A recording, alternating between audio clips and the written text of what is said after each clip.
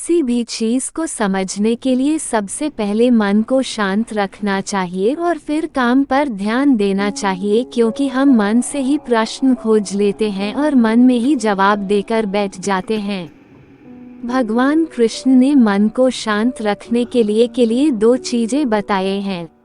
भगवद गीता में भगवान श्री कृष्ण कहते हैं, मन का बेचैन होना उसका स्वभाव है। हमारे मन को लगता है कि अगर वह अलग अलग बातों के बारे में सोचता रहेगा तो हमें आने वाली हर मुश्किल और मुसीबत से बचा लेगा, पर ऐसा होता नहीं है। हम अपने जीवन का काफी अधिक समय सोच विचार करके परेशान होने में निकाल देते हैं। भगवान श्री कृष्ण कहते हैं कि मन का ये स्वभाव बदलना मुश्किल जरूर है, असंभव नहीं। अच्छा, अब आप एक बात बताएं, क्या आप कौवे को कह सकते हैं कि वो कांव कांव की आवाज ना करे? या फिर क्या आप किसी मेढक को कह सकते हैं कि वो पानी देखते ही ऊंची छलांग ना मारे? हमारे मन का भी कुछ ऐसा ही है। जीवन में कुछ भी होता है, अच्छा या बुरा, हमारा मन उस पर कांव कांव कांव करने लगता है। कांव कांव से मेरा मतलब है चिंता करना, व्याकुल होना।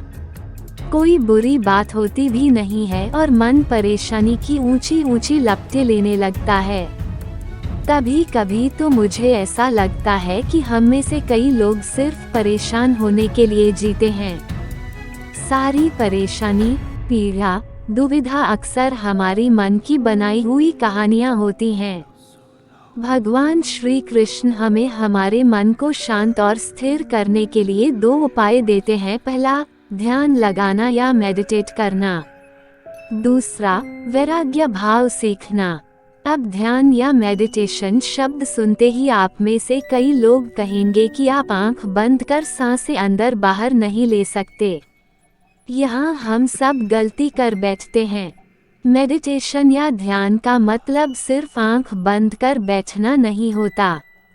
मेडिटेशन का मतलब होता है अपना पूरा ध्यान किसी चीज पर लगाना और उसे हटने नहीं देना।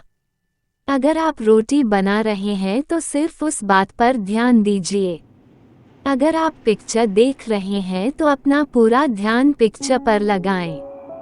यह मत सोचिए कि पिक्चर देखकर आप अपना कितना वक्त बर्बाद कर रहे हैं।